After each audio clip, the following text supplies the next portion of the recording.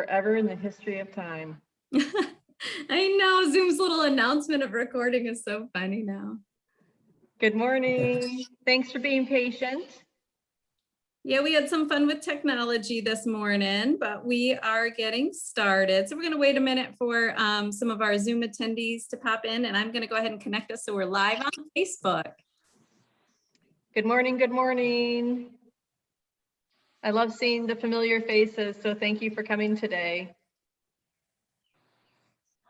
I am standing in the gallery, so I keep moving around to try to give you the best view. I'll do my best. We're excited to have Scott here, and as we'll talk as we get going, you got to come by and see this in person. So, and I believe Liz just connected us to Facebook. Fantastic. Thank you, Liz. Yeah. And I will. Hello on Zoom. I will keep an eye on Facebook. I'm going to get that up. So Scott, you're on Central Time, right? No, I'm Eastern. Oh, you're still Eastern, but you're right on the border. Yeah, we're like 40 miles into the Eastern time zone. Okay. Michelle and Petoskey. Thanks, Michelle.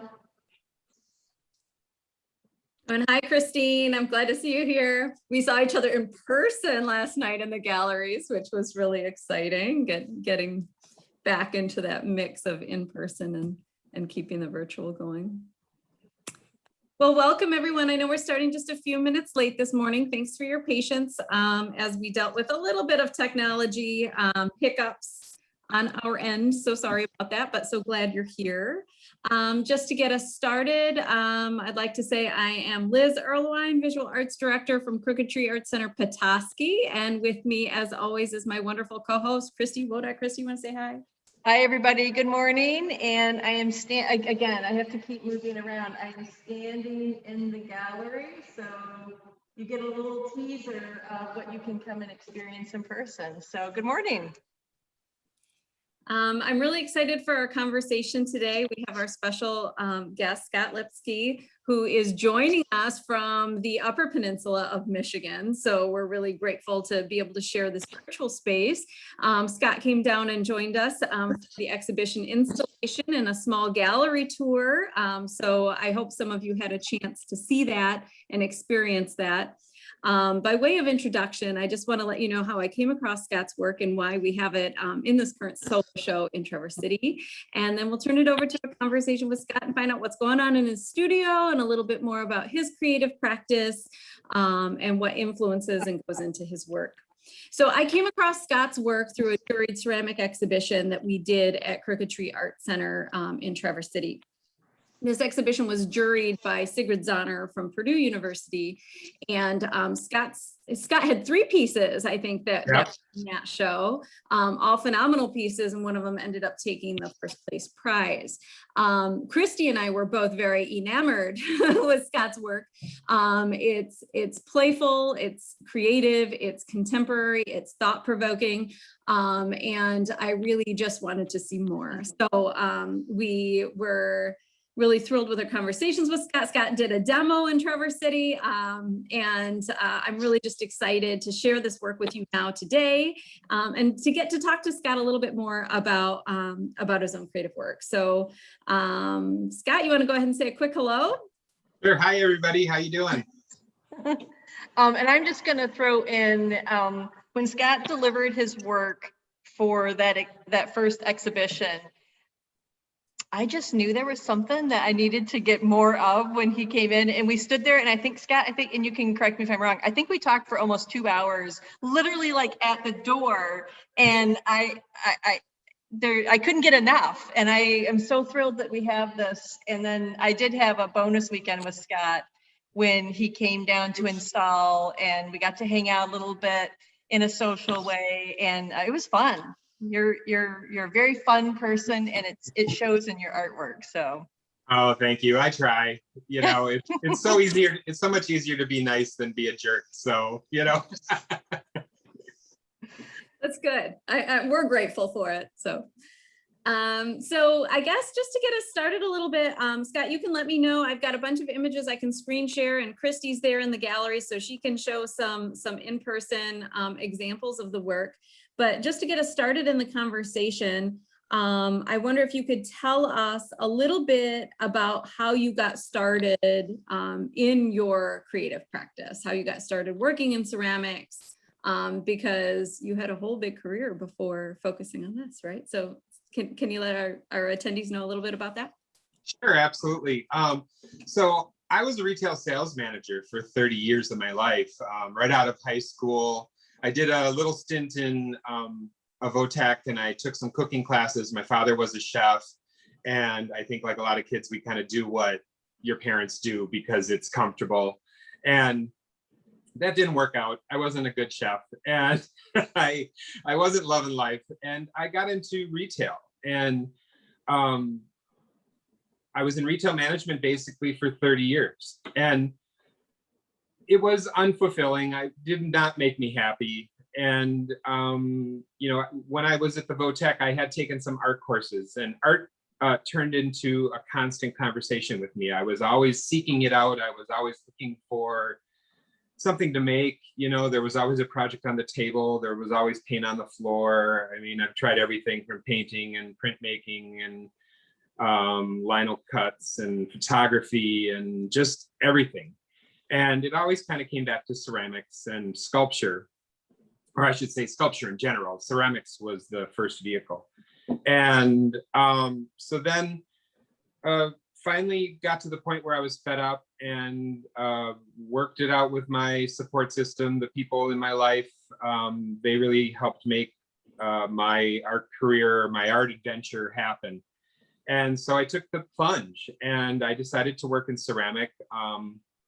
There was something magical about, you know, turning clay into something solid that could last for centuries. And you know, I'm kind of a romantic when it comes to those kind of things. I think, you know, art has a private life that, much like jewelry, you know, it's a very personal object for a lot of people, and it's passed down, and it can outlive us, and it can witness crazy events and still somehow survive. And, you know, our museums are full of those objects. So, so then I decided to be an artist. Well, that's a whole nother animal in itself, because you can say, I'm going to be an artist, but now you have to do it. So Yeah.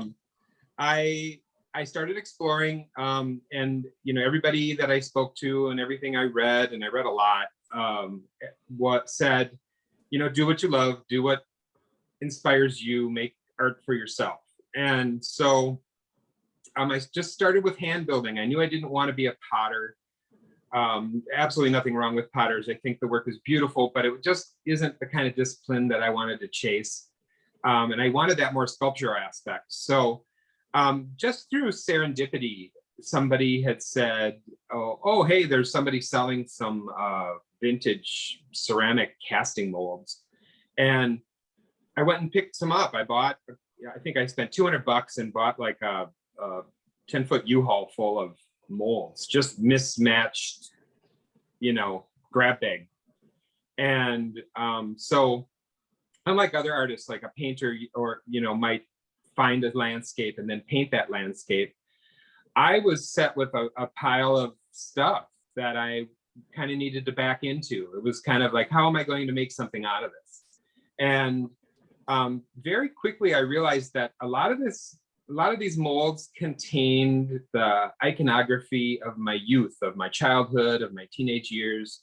You know, I'm 56. I was born in 1965. I remember the 60s. I remember the 70s. And people decorated in a different way. People had a different aesthetic.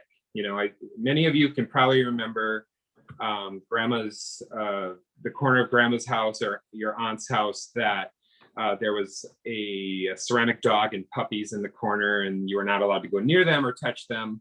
Or the tchotchkes on the shelves, you know, the Hummels and the figurines and things. Much of the stuff that we don't decorate with anymore, but it populates my memory. It populates my entire childhood. So so I started using those objects, using those molds, or very similar things. And then I decided to explore playing with them much like a child plays with their toys, where stacking, assembling, it's a creation destruction kind of thing that children do. And any object can be anything they want it to be, even if it doesn't look like what they're saying it is. So, if we wanted to maybe start with Playroom Chorus, Christy, and I think I sent Liz some images of Playroom Chorus. That was one that was absolutely, excuse me for looking down, I'm looking at my images myself. That was one of those pieces that was directly related to that sense of play, that sense of the stacking and creating your own private dialogue. And so it literally started with the floor. So if you look at the back of the piece, that is vintage oak, I believe it's oak, flooring, which was very reminiscent of my childhood playroom. And so what I did is I got it thankfully from a friend. She had some shoved in the rafters of her house. I think she gave me too much, because if she ever has a leak, she's probably going to come to my house looking for replacement flooring, because you can't buy it. But anyways, so I started with that idea of putting it on a backer of the flooring, and I used what's called a French cleat, which gives a very easy way to hang an object. So all you have to do is attach that French cleat to the wall and level it, then hang the piece right on it. It just slides right over the top. And then the ceramic piece on the other side, that is assembled on its back. So what I did is I made the base, and I think, let's see, we've got some pictures of, you can see the back of the base of the sculpture, ceramic sculpture in one of the images. And that was a lesson in itself. Early on, I would make objects and realize that I had made it, but I hadn't yet cut the holes or signed it or stamped it to figure out how to hang it on the wall. And so I learned very early that the very first piece you make with my type of work is the back that nobody sees. So I stamp it, sign it. Then I placed the molded base on it, which is a ceramic children's drum mold, not a functional drum mold, but it was probably like the base of a lamp or something. And then I started press molding the objects on top. So in the next picture, you'll see them glazed. And another revelation I had was, because I'm using a ceramic mold, and a ceramic mold, for those of you that don't know, is typically used for slip casting, which means that you pour liquid slip inside the mold. It wicks out the moisture into the plaster, and the object is then created. Then you take it out of the mold and you clean up all the seams by scraping and using sponges, and then you have a faithful reproduction. Well, I realized that I wasn't trying to make a faithful reproduction, so I left. What I did was different, is that I was press molding clay into each piece. So it's a two-piece mold. I press the front and I press the back, and then I press the two pieces of the mold together. And then that caused kind of a squeeze out around the edges, which I like to call the flange. And I realized that I really loved that flange. It created kind of a aura effect, or people have described it in many different ways, but again, I guess it's the word impression. I'm trying to give you an impression of the object, literally and figuratively. So it's not trying, I know that I could take that mold and get some slip and create 1,000 perfectly formed little bunnies, but that's not what I'm trying to do. I'm trying to create one object that looks like it was made by my hands, that has my unique stamp on it. It's like taking a cover of a song. You know, I'm doing my own riff on that song. So I'm doing my own riff on that object, but just to give you the feel of it. Scott, I'm going to share. I'm going to share. You sent an image of the deer, one of the liminal pieces that really shows that flange. So I'm going to show you. Sure, of course. Yeah, And- that's much And larger. I can say when visitors have been to the gallery to see this exhibit, Scott, you know, we take the time to just kind of explain some of the pieces as they walk into it.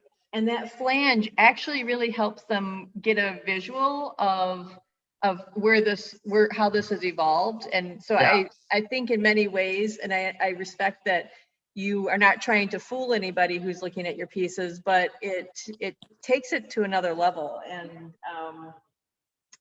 it helps communicate your story. It is partly about the honesty of using a mold, you know, where I didn't create the mold. I have created molds and I can if I need to, but there's just so many of these vintage molds out there. And then they embody the iconography of my youth. I mean, they are my grandma's house and my auntie's house and my mom's house. I mean, it's just, you know, those are the objects of my childhood. So, and then I think there's another thing that happens with the flange. Our mind, when we see an object, we categorize it very quickly by its outline, its shape, and then we dive into the details. With the flange, what happens often is at a distance, your mind can't quite grab what it's looking at. It sees the color, it sees the shape, but maybe it doesn't recognize it as a bunny or a bird or a child or whatever the form is. And then as you move closer, you have almost a second revelation of what you're looking at. You know, so you see the shape and color first, and then when you get closer, you see the detail and the recognition clicks in. And it adds that layer of whimsy that you put into your pieces. So yeah. So let's go back to Playroom Chorus if we could. And so there's another picture of it sitting on my really messy worktop. And that's why we're not doing this in my studio, because as I told Christy, I know people love to go into studios, and I do too, but my studio's a pit, and I am a very messy creative, and I am very much that child that dumps the entire toy box to find the one toy and then sits in the middle of it. So it's not happening, but here's a little glimpse. This was early on in my studio. And so now what's happened is that when I created that, I had to lay that on the kiln shelf on its back to fire, because if I fired it as it was standing up like that, everything would have sunk into the base. It would have sagged down, you know, because clay gets to a pre-molten state and it's very fragile. And so stacking is a dangerous thing to do, because you end up causing all this weight on thinner, more hollow objects. So it's fired on its back. Now this stage is glazing.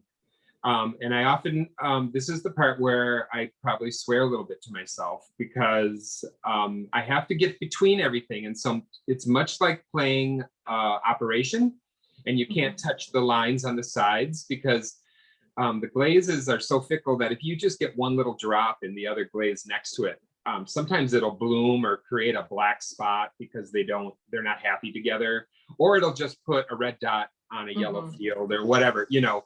So there's a lot of that, trying to get it fully glazed and covered up. And then from there, the next picture shows it on its back. Yep.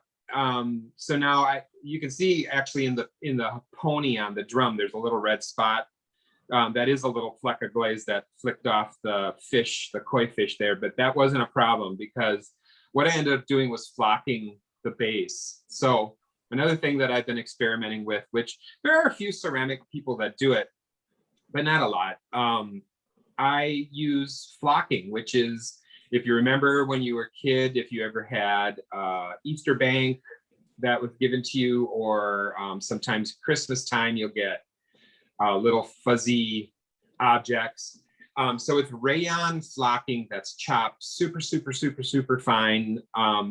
And what I do is I brush on a color match adhesive. And then I use 2 tubes that kind of, one fits inside of the other, and there's holes on one end. So it's like a bellows, and I pump or push the flocking onto the wet adhesive. And it leaves this really lovely velvety surface. I think Christy's holding a piece that's flocked. Yeah. And yeah, that's my touch me flock piece. So in the gallery, I learned very quickly that the colors and the surfaces were pretty irresistible to people. And I call them the art fondlers. And the art fondlers come in and it says don't touch, but they still have to touch it because they just can't handle it. So I've provided you a piece that you can touch and scratch and smell and sniff and do whatever you want to. So hopefully you resist touching the art on the walls. And Scott, people tend to remember the flocking on wallpaper. When I say wallpaper, they're like, yeah. oh yeah. Right. So yeah, and I've even had people like pretend like they're kind of like rubbing up next to the wallpaper. So this is in the gallery and you can touch this. And then the last picture in that set for Playroom Chorus shows the, I think I had just finished flocking and it was laying on its back. If we can pull that picture up. And one of the interesting things with the flocking is that you spread it on with a paintbrush. I mean, there's really no special equipment required there. It's an oil base, very sticky color match paint. So it's very close to the color of the flocking. And then down to the bottom corner, you can kind of see a little yellow thing. That's the actual tube they provide and all the dust around it. So the very first time I flocked, I thought I knew what I was doing. And so I'm just spraying away. I didn't wear a mask, which was really, really, really, really, really, really stupid. And I think it was pink flocking, and I was coughing up and blowing pink flocking out of my nose for the rest of the day and into the next day because it's so fine. Thankfully, it's not toxic, but it's very irritating. And so now when I do it, I do a positive negative airflow with a box fan in the window. I wear a respirator. I have a very gentle fan blowing behind me that blows towards my back. So it's blowing towards the fan going out the window. And then also I've learned how to recapture the flocking in a really clean Rubbermaid tub because you end up with a lot of extra flow that doesn't attach, and it would go to waste. So if you have a super clean tub, you can actually reclaim what you've used. And then the vicious part of it is I can't touch it then for 24 hours. It has to lay there untouched. And I mean, you've just made this really beautiful, fuzzy, soft looking surface, and you want to rub your hands all over it. You can't. So I have to resist touching it as well. And can I ask you a quick question? When you are coming up with an idea, do you like to sketch it out? Do you just go for it? Listening to you talk about being in the toy box, I feel like you probably just go for it, but maybe you don't. I do both. It's sometimes I sit down and I sketch out what I'm going to do more than I used to. I've gotten to know quite a few artists now, and some are self-taught and some are classically trained, through the university system. And some of my artist friends are actually artist educators, which are actually my favorite kind of artist, but that's another story. But I learned that, or I think I realized it ahead of time, but after talking with my friends that were classically educated, a lot of the process is about clear intent. Anyways, that's my opinion of it. That they're saying, as an artist, don't go willy-nilly into the into the medium, because you're going to waste your time, you're going to waste your materials, you're going to waste your energy. Try to have a clear vision of what you're going to do, and then work with intent. And some artists are very good at that. I have one artist friend in particular who works a lot in little sculpted forms that she then casts in resin. She does really fantastical little beasts and creatures and critters. And her pre-work is amazing. I mean, it's very illustrative, you know, just gorgeous drawings and stuff. And then the object that she makes is almost exactly like it. And then there's other artists that I know that for them, it's just getting down the gist, you know, just the stickman version of it, you know, where are we kind of going with it, and then they run. Well, so, now for you, I think we talked about this when you were here. You need to keep everything at the same state of dryness. Yeah. So I think that's really important, because somebody might look at this and at your pieces and think, well, you did the base, and then, you know, once that was firm, you added this. Nope. So do you want to talk a little bit about that process and just the thought that goes into that? Yeah, absolutely. In fact, while we're doing this, why don't we look at the stacked stone and 7 graces, or what is it?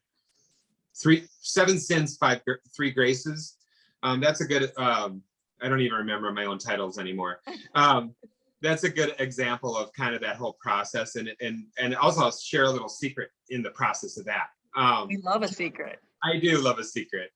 And I think this is probably maybe the second time I've ever talked about it in public to people. So you guys are going to be in on something. Fantastic. So this is called Stacked Stones. This is a nice small piece that can be wall hung or surface displayed on a table. And so this is called 7 sins, 3 graces. So the 7 sins are the raisins and the 3 graces are the trees. So with this, there's a lot of construction. So each of them has a base on the bottom. And Liz, hold off on showing the secret. So you have to cut out slabs, bevel the corners. I think there's is there a piece on this one with, it shows the open box laying on the table? Well, she's probably afraid she's going to show the secret. Don't show the secret. Oh, you will show the secret. Never mind. That's okay. I downloaded them, so I can go that route. I was trying to go in order because last time that's what I did. But okay, let's just pause the pictures for a minute. So I roll out the slabs. I have cardboard molds or templates, I should say, that I use for the base. So I create a base out of cardboard first as kind of like, what size am I going to go for? Keeping in mind that the clay is going to shrink a full 10% from the time I make it to the time it's finished. So if I want something a certain size, and I don't work in really precise sizes, but if I want something a certain size, I have to kind of factor that in and increase or decrease sizes accordingly. So I learned how to hand build a box, a cube, a rectangle, whatever. And I learned very early that I needed to bevel the edges so that I could get a nice corner. Because if you take a piece to a piece, you have the thickness of this piece and the thickness of this piece. And then things get a little wonky when you're assembling it, because if you put the one on the other end the wrong way, this back piece isn't going to fit on, and so a lot of trial and error. So now I have to make that base, and I need to let it firm up just enough so that it'll stand on its own. And then I'm going to start assembling other things on top of it. They have to be of generally the same moisture, because what happens is that clay shrinks at the same rate. So whatever piece you put in there is going to all shrink at the same time at the same rate. If you put something on it that's wetter or drier than the piece it's attached to, they will shrink at different rates, and it'll cause a shearing effect, and you'll get a crack. Now, there's lots of people out there that have used various things to patch cracks, and some work and some don't, and most of them don't work all the time. And I found that often it's easier for me to chuck the piece and start over than to chase the fix. because it's a lot of time and energy to get that done. So Christy was absolutely right. Everything I make, or each individual piece, I should say, that I make, is done all at the same time within, within the day. And there's usually, I use wet cases, which is it sounds fancy, but all it is a Rubbermaid or a Sterilite tub with a sponge or paper toweling in it that's moistened, that I can put the pieces in as I make them to keep them damp and they don't dry out before I get to the end of all the pieces, and then I assemble it all together if that's how I'm working that day. And so then you have to cover the piece and dry it very, very slowly, which involves usually a plastic bag of some sort, maybe paper toweling that's moistened. There's a lot of different things, and everything is working against you. Any breeze or airflow in the studio. If you put the piece onto an absorbent surface, it may absorb at the bottom faster than at the top. And, I use up until recently, I was exclusively using a stoneware called Buncombe White, and I buy it through clayking.com, which is online, and they're far away. I think they're in North Carolina, maybe South Carolina, North Carolina. And I don't know why I ended up with them. I think I bought something from them, and their customer service was fantastic, and their shipping was reasonable, and I love them, and I've been a loyal customer. And the clay body has a lot of grog in it, which the more grog, the less, the more durable the clay body is. So it's very forgiving in some ways, not so forgiving in other ways. But so the drying was a big deal, and there was a lot of failure and a lot of yelling and swearing in the studio. Smashing of things is very cathartic. I enjoy it immensely. The cleanup's not so great because it usually goes everywhere, but I do smash things when I'm really mad, just because it lets it out. And I know Christy and Liz and I have all talked about how being a ceramic artist has taught me more about myself than any other job I've ever had in my entire life. And I mean, I dealt with customers for 30 years, as the manager. So you know what that means. About 3% of the time somebody comes and says, oh, my experience was wonderful and I just can't wait to come back. And all the other 97% are talking about how horrible everything is and how they want their pound of flesh.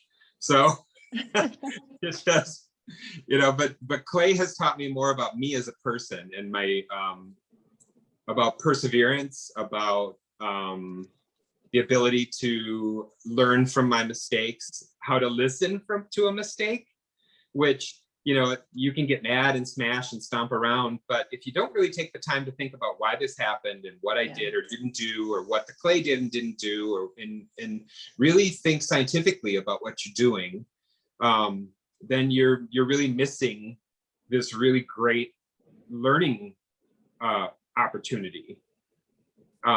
There's a quote that I'd like to tell you guys. I don't know if anyone's familiar with a filmmaker by the name of Alejandro Jodorowsky. He's I think he's Chilean. I might be wrong, but he's a Latino, and he's an old man now. He's had many years of making movies, and he's a shaman. He's a mystic. His movies are just out of this world, but I love the way the man thinks. And he has a quote that says, if God offers you chocolate, you open your mouth. And that means so many things in so many ways. And that includes when you fail dramatically on something like my ceramic. I've spent hours and hours making it, weeks drying it, firing it, glazing it, firing it again, and you can do everything what you think is right, and at the end, when it should be Christmas Day, when you open the kiln and it's beautiful, and there it is broken in a hump, or it cracked, or you used the wrong glaze or whatever. It's a learning moment, and God's offering you chocolate, so open up, swallow, take the medicine, learn what you're doing. So so now we can show the little secret. So leading up to the picture, I realized, referencing the conversation before, that you know, art has a life of its own, like jewelry, like a lot of objects that are kind of semi-immortal in my mind. And I always think about my objects that one day they might break. It'll fall off the wall, it'll be in an earthquake, it'll be in a car accident, the kid will hit it with a ball, you might just drop it. And not in all pieces, but many pieces, I've started leaving a message on the inside of the ceramic that nobody would know until they broke it. And here it comes. So you can see it in this one, and then the next one's a little clearer, I think. So it says, today is the day everything gets better. So I thought, well, okay, you've just broken something, and maybe it's a hand down or a family heirloom at this point. Maybe it's 100 years in the future, and I'm a nobody, and grandma's got this thing on the wall that has been hanging around, and it's part of your entire life, and you broke it. So that's my secret. You might someday, if you break one of my pieces, you might get the message, I guess.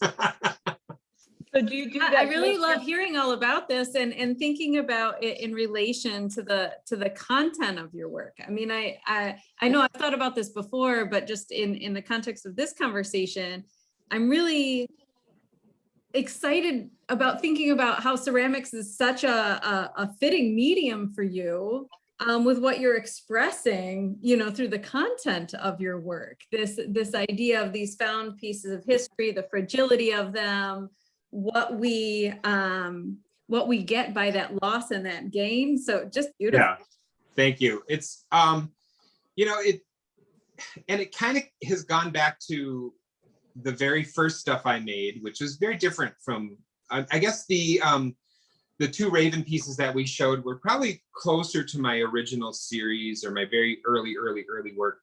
And it goes back now to, I really only make things for myself.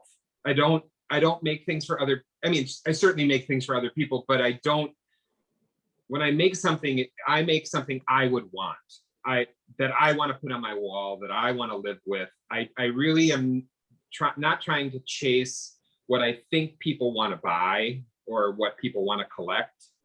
Because, as an artist, it's a business too. And, and there is satisfaction in selling pieces aside from monetary gain, but it's that people want to collect a piece of something you've made. That's a very personal thing. And in many ways, it's a very humbling thing when somebody contacts you and says, oh, I purchased one of your pieces and I really love it. And, it sits on my dresser, or I see it every morning when I leave the house to go to work, or, it's in my living room. It's just part of the family now, so that's always, a very heartwarming, very interesting thing that I didn't anticipate. I really hadn't thought about the end result of it as much as the making. We get very caught up in the making and the assemblage and the process. Pardon me. So, I don't know, it's satisfying in so many ways that I didn't anticipate. So, let's talk about, you had talked a little bit about my drawing before I work. In fact, if we could pull up the drawing for the Perseverance piece. Okay, just and then maybe Christy, if you want to go over by that one, we could show it kind of in situ in the round, if you're interested.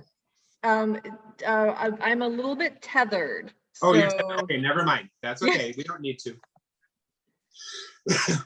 So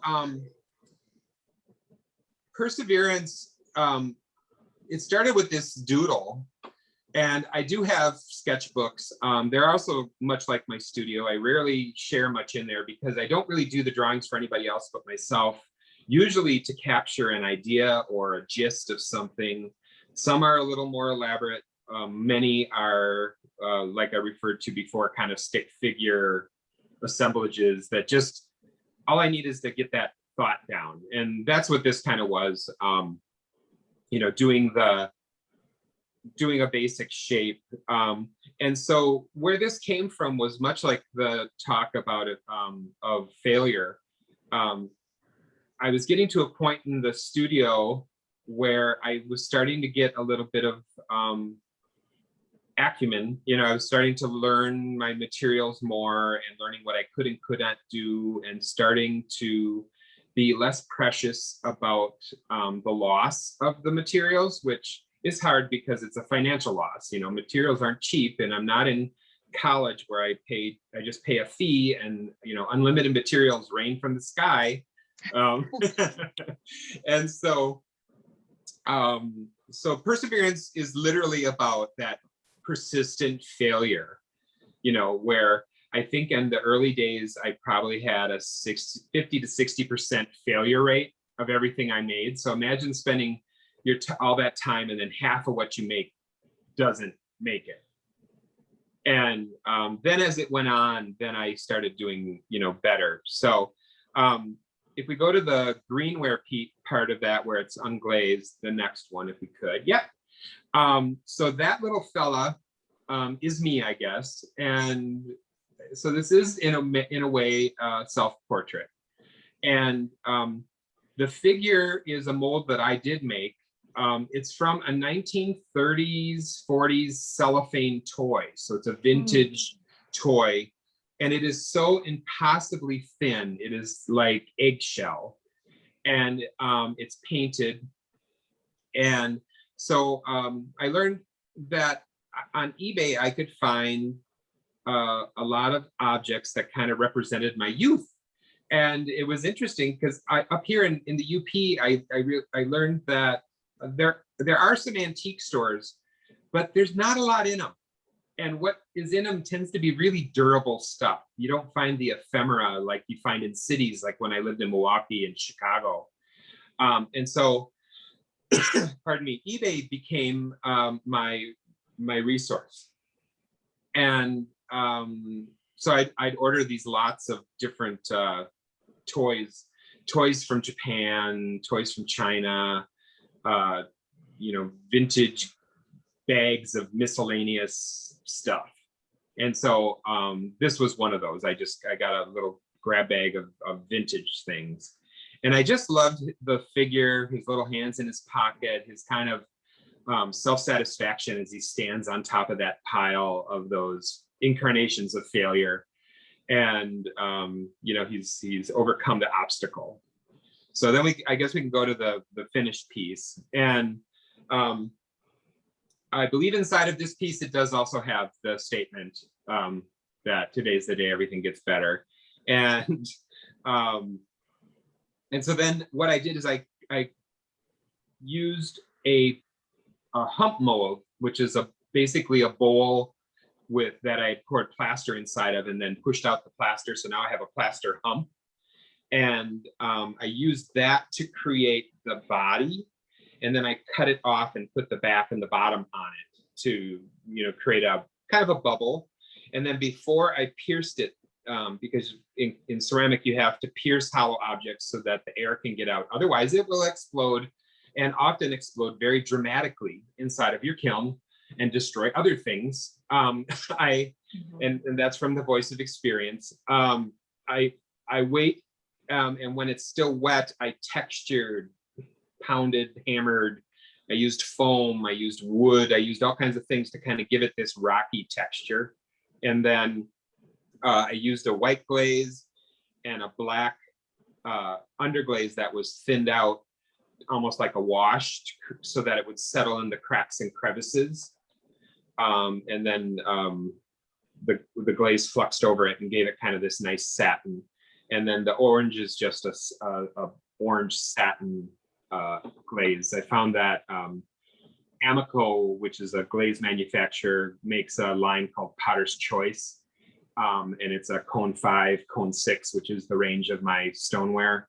And it just really has some beautiful surfaces. So that's where that came in. And let's see, what else should we talk about? I think there's a couple pictures of the studio of some work that's in the show and some work that's not, if we want to look at those studio pictures. The secret studio. You're not seeing the bulk of it, but Did you have a studio when you lived in Milwaukee, or did you not? No. No. Okay. A kitchen. Okay. And in Milwaukee, I didn't work in ceramic. I painted with acrylic. Okay. And Okay. I did printmaking with, I used to do linoleum cut prints, Okay. which I still do on occasion. So I let's think see. you do some holiday cards that way. Yeah. So actually in the middle, down, you can see there's a big bird, a goose. That's in the show. And then on the right side, on the second shelf behind the bunny on the left, you can see just a little bit of It and Ego. That's in the show as well. But I think the rest of that is some other stuff. Okay. And then let's see, on the next picture, if I can get back to the darn pictures. Where are they? Here we go. No, that's not it. Sorry. Oh, okay. So then anyways, you can just see just some various stuff. And then the last picture is my recycle bin. So it's funny because I hand build and I don't throw, I don't have a lot of waste like a potter does, because they do a lot of trimming and a lot of, there's a lot of mud and a lot of wet stuff that ends up going into the recycle bin. And mine tends to be the squeeze offs and, maybe the piece I didn't need or something that didn't work. So we got a hand, we got a little choir boy in there. There's a couple upside down mushrooms. There's some text in the corner that I have no idea what that's from. Yeah, I don't know what that is. But anyways, it's kind of cool. I like going through the recycle tub because stuff shows up that I had forgotten about. So I'm going to pause you right there, Scott. You've got a workshop coming up in Petoskey.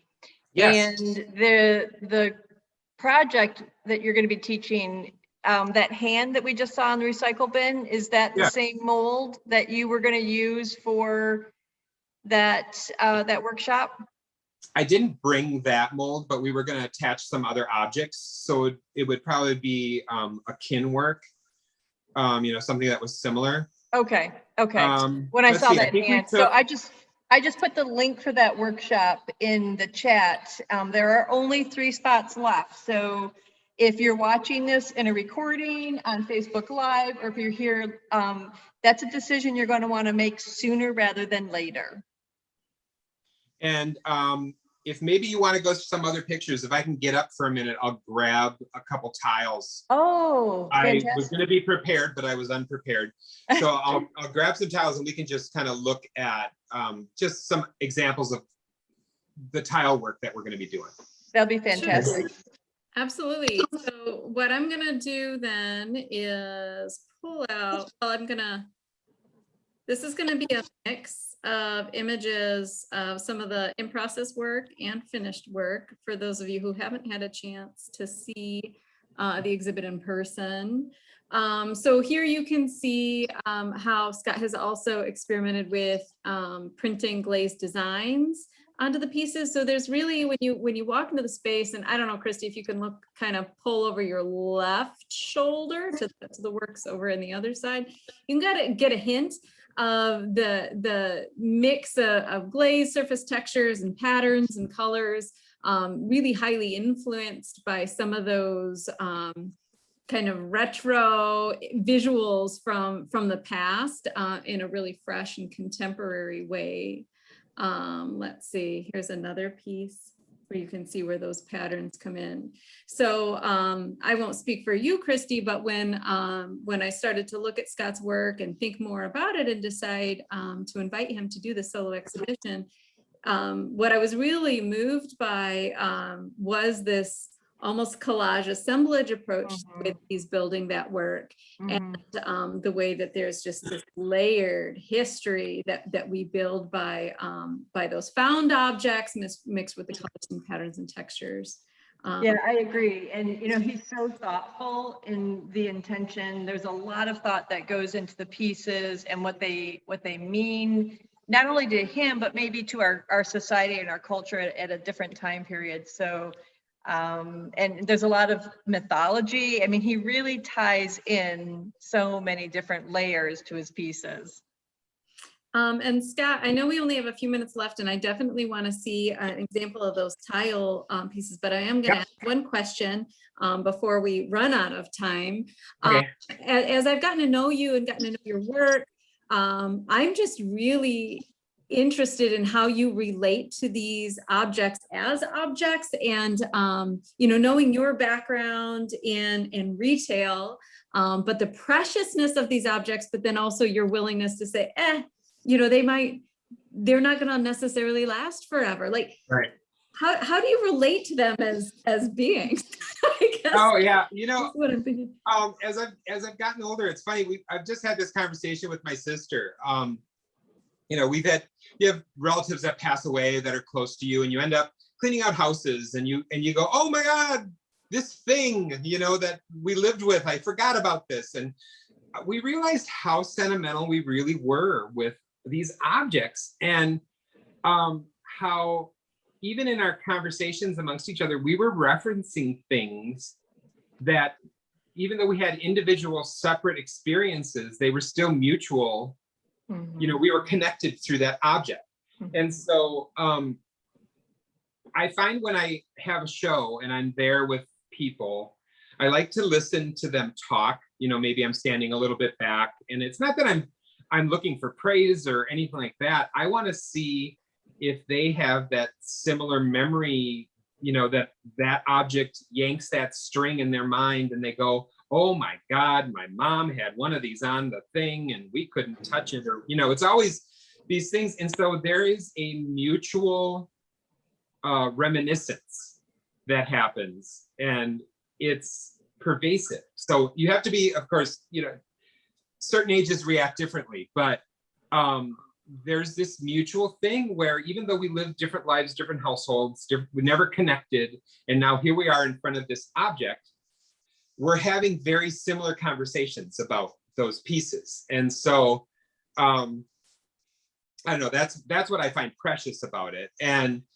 also I think there is it's about memory, and memory, I would hope for people that your memory, you choose to remember the good things, and the memories get sweeter as they're remembered, and the sharp edges come off, you know. And that's kind of what this the objects that I'm going to show for the just examples of the tile workshop that we're going to do was about. It was called ex voto, which means offering, and I was offering my childhood to the viewers in the touchstones of my childhood.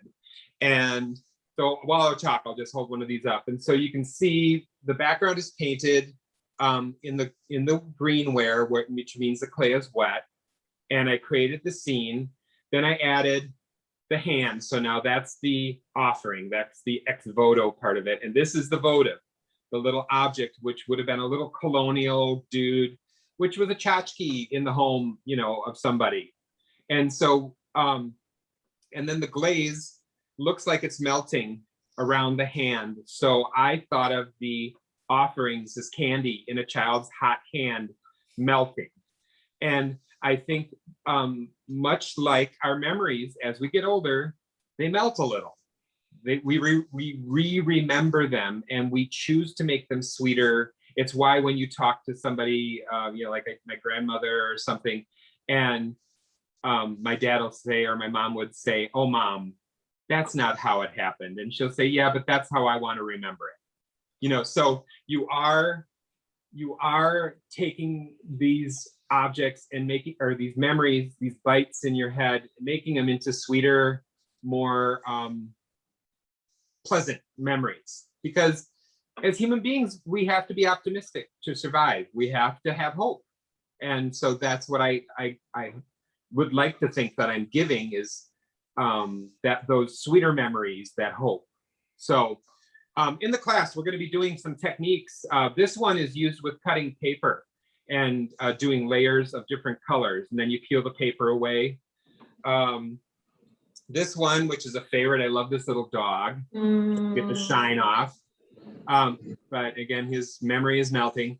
And you can see the texture. This is used with a stencil. And so I underglaze one color, then I lay the stencil over the top. Then I use the same color again, and I paint on and I lock the stencil in.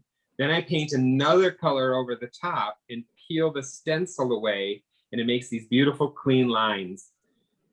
So what I'm going to be teaching is how to do these various techniques for this back. And the tiles, I have a tile cutter that I made. I called up the local college and said, hey, would your welding department be willing to work with me? So they made a tile cutter. So then all the holes are in all the same places. It even has a hole punch. So that's what we're going to do in the workshop, and I'll teach you how to pre-glaze wet clay with patterns and textures and all kinds of things. And because I look at each stage as an opportunity to add, layers and color. It's kind of a time for a building block, kind of situation. And then we're just going to have some little molds that you can attach some objects to the front of the tile just to make it fun. And then after the class, I believe, and Christy can correct me if I'm wrong, but after the class, somebody else will clear glaze them for you and fire them. So that is correct. Yeah. That is correct. Because that's one of the snafus with ceramics is you can't do it all in one day. It's just not going to work. Yeah. Oh, Yeah. thanks, Scott. So we do have one question that popped into the chat, which was about your size and scale. So have you experimented very much with working on large and small scales, or how do you relate to the size of your objects? Yeah, in ceramic, the largest I've really gotten is about 24 inches tall. In fact, I think the Maidens of the Marsh, which is in the show, which is the orange duck assemblage, that at the time was the largest work that I had done in ceramic. During the pandemic, though, I have been exploring in outdoor sculpture in fiberglass, which is similar to what I'm doing in ceramic. I think it's kind of another layer, another step. And those are getting to be over 7 feet tall, so that's kind of crazy. But ceramic, I'm limited by my kiln. I don't have a really big kiln, and I mean, it's larger than a lot of people's, but I can't really fire anything inside of it that's higher than 21 inches. And so like the Maidens of the Marsh, that's 2 pieces, the assemblage on top and then the base form on the bottom, and then I can set them inside and get a taller form. So if I do it, I have to stack objects. I did do some totems that I made, vintage planters. I would make one and another and then attach them like this. And then I put a hole in the top and the bottom so that I could thread them onto a metal pole. And those were 5 and 6 feet tall, which they were interesting too. So if I want any height, I have to do it through creative assembly after they're fired. So, but thank you. Who knows? Someday, maybe I'll have an enormous kiln. Maybe. You never know. To see more of Scott's work, you can follow him on Instagram and I think Facebook too. I'm more of an Instagram person, so. Yeah, you really don't want to follow me on Facebook. Definitely Instagram. Okay. I post so much more on Instagram than Facebook any day. Yeah. Yeah. Good. Well, Scott, I really just want to say thank you so much for doing this show. Continue to work with us at Crooked Tree, for joining us this morning for this conversation. Absolutely. And thank you to those who are catching us on Facebook Live or our recorded conversation after the fact, and our attendees who joined us on Zoom today. Scott's work is up all summer. I hope that you'll get to see it in person. It is available for sale. They are fabulous pieces at a variety of sizes and can fit into a lot of different spaces.